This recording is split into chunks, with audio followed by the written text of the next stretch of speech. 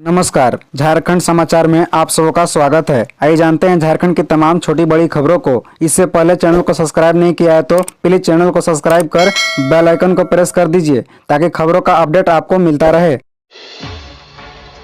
आज़ादी का Amrit Mahotsav, Ranchi morning Riders की 75 किलोमीटर विशेष यात्रा निकलेगी आज। दरअसल आपको बता दें कि देश आज़ादी की 75वीं वर्षगांठ मनाने जा रहा है। इस खास मौके को आज़ादी का अमृत महोत्सव के तौर पर मनाया जा रहा है। पूरा राष्ट्र देशभक्ति के रंग में रंगा नजर आ रहा है। इस दिन को रांची वासी भी खास बनाने में लगे हुए हैं। इस बार इस दिन को खास बनाने के लिए रांची मॉर्निंग राइडर्स ने खास तैयारियां की है। 30 दोपहिया वाहन पर रांची मॉर्निंग राइडर्स इस बार तिरंगा यात्रा निकालेंगे। रांची मॉर्निंग राइडर्स के सभी सदस्य 15 अगस्त को तिरंगे के रंग में होंगे। तिरंगा यात्रा सुबह 5:30 बजे रांची के एल्बर्ट एक्का चौक से शुरू होगी। सभी सदस्य वहां से एकत्र होकर अनगाड़ा गेतलसूद के लिए तिरंगे के साथ रवाना होंगे। गेतलसूद डैम के समीप रांची मॉर्निंग राइडर्स की ओर से आज़ादी के अमृत महोत्सव पर एक कार्यक्रम का भी आयोजन किया गया है, जिसमें आसपास के लोग भी शामिल होंगे। बैंक लोन में सीएनटी एसपीटी नहीं बनेंगे बाधा, सरकार बनेगी गारंटर। सीएम हेमंत सोरेन बोले आदिवासी और पिछड़े लोगों को करें मदद। दरअसल आपको बता दें कि मुख्यमंत्री हेमंत सोरेन ने कहा कि सरकार लगातार प्रयास कर रही है कि सीएनटी एसपीटी एक्ट जरूरतमंदों को बैंक लोन देने में बाधा न बने, इसके लिए सरकार एवं बैंकिंग सेक्टर के लोगों के प्रयास से जन कल्याणकारी योजनाओं के वृहत रूप दिया जा रहा है। उन्होंने बैंक से कहा कि वे आदिवासी और पिछड़े वर्ग के लोगों को लाभान्वित करने का हर संभव प्रयास करें। मुख्यमंत्री शनिवार को जमशेदपुर में आयोजित all India Santal bank employees welfare society के दूसरे फाउंडेशन डे एवं वार्षिक बैठक को ऑनलाइन संबोधित कर रहे थे। बता दें कि मुख्यमंत्री ने कहा कि आदिवासियों की समस्या को समाधान के लिए सरकार हर संभव काम कर रही है। किसान को लोन लेने में परेशानी न हो, इसके लिए सरकार गारंटर बन रही है। बैंक में जब ऐसे ग्रामीण किसान लोन के लिए आते हैं तो उन्हें मदद की जरूरत होती है। बैंकर्स ऐसे लोगों को सहायता करें।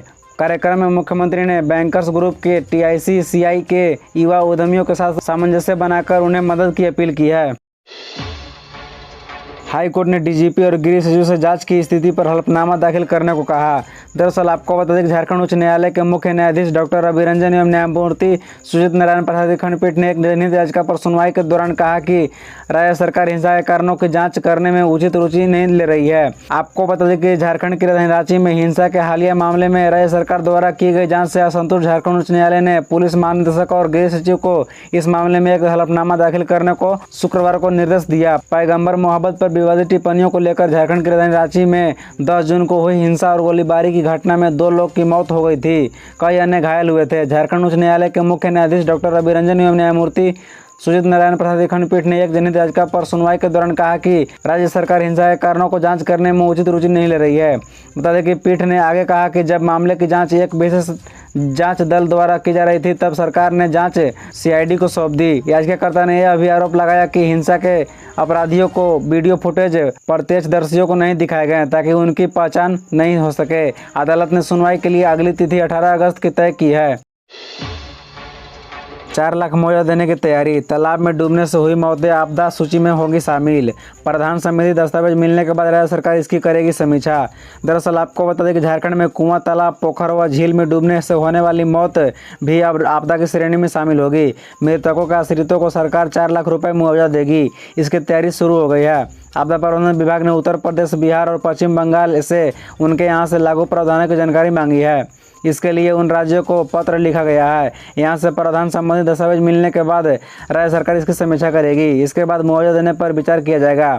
झारखंड में डोभा डैम, नदी और वाटरफॉल में डूबकर होने वाली मौतें तो स्थानीय आपदा घोषित है, लेकिन कुआं, तालाब, पोखर और झील में डूबने से होने वाली मौतें इसमें शामिल नहीं है। बता दें कि राज्य सरकार ने 25 अक्टूबर 2018 को स्थानीय आपदा से होने वाली मौतें पर मुआवजा देने का प्रावधान किया था। स्थानीय आपदा की श्रेणी में अतिवृष्टि, सर्पदंश, खनन आपदा, रेडिएशन, नाव हादसा, नदी डोभा एवं डैम, वाटरफॉल में डूबने, भदगड़ और गैस रिसाव से हुए जानमाल की क्षति को शामिल किया था। इस मामले में मुआवजा देने का प्रावधान किया गया है। इसके लिए राज्य के सभी डीसी को एडवांस राशि उपलब्ध कराई जाती है। दावा करने पर संबंधित जिले के डीसी इनका भुगतान करते हैं। फिर उपयोगिता प्रमाण पत्र आपदा प्रबंधन विभाग को भेजी जाती है।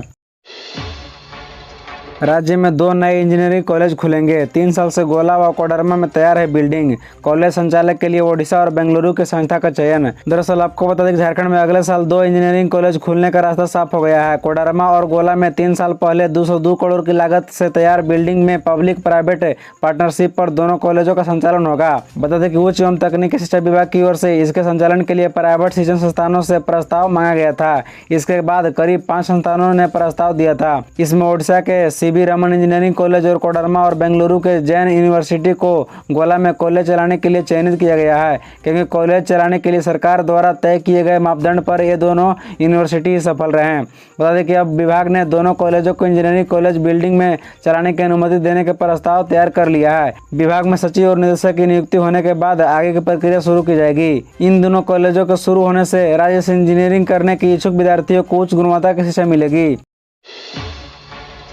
1 माह से जेपीएससी अध्यक्ष पद खाली, सीएम के पास मामला पेंडिंग। दरअसल आपको बता दें कि झारखंड लोक सेवा आयोग के अध्यक्ष का पद 1 माह से अधिक समय से रिक्त है। इस कारण विभिन्न प्रतियोगी परीक्षाएं आयोजित नहीं हो पा रही है। वहीं कुछ अन्य परीक्षाओं का परिणाम भी जारी नहीं हो पा रहा है। इससे अभ्यर्थी परेशान है। इससे सबसे अधिक परेशान सहायक अभियंता नियुक्ति परीक्षा के अभ्यर्थी हैं। लंबे समय तक कोर्ट में लड़ाई करने के बाद परिणाम जारी होने का समय आया तो उनका परिणाम सिर्फ जारी इसलिए नहीं हो पा रहा है क्योंकि उनके आयोग में अध्यक्ष का पद रिक्त है। अभ्यर्थी आयोग से लेकर कार्मिक विभाग का चक्कर लगा रहे हैं। बता दें कि जिन पदों पर नियुक्ति के लिए परीक्षाएं नहीं हो पा रही है उनमें चिकित्सकों के महत्वपूर्ण पद भी शामिल है। अमिताभ चौधरी के 5 जुलाई को 62 वर्ष पूर्ण होने के बाद अध्यक्ष का पद रिक्त हो गया था। इसके बाद न तो किसी सदस्य को प्रभार दिया गया और न ही अध्यक्ष की नियुक्ति हो सकी। बताया जाता है कि नियुक्ति की अंतिम निर्णय मुख्यमंत्री हेमंत सोरेन को लेना है। मुख्यमंत्री की स्वीकृति के बाद किस सदस्य को प्रभार मिलेगा या अध्यक्ष के पद पर नियुक्ति होगी।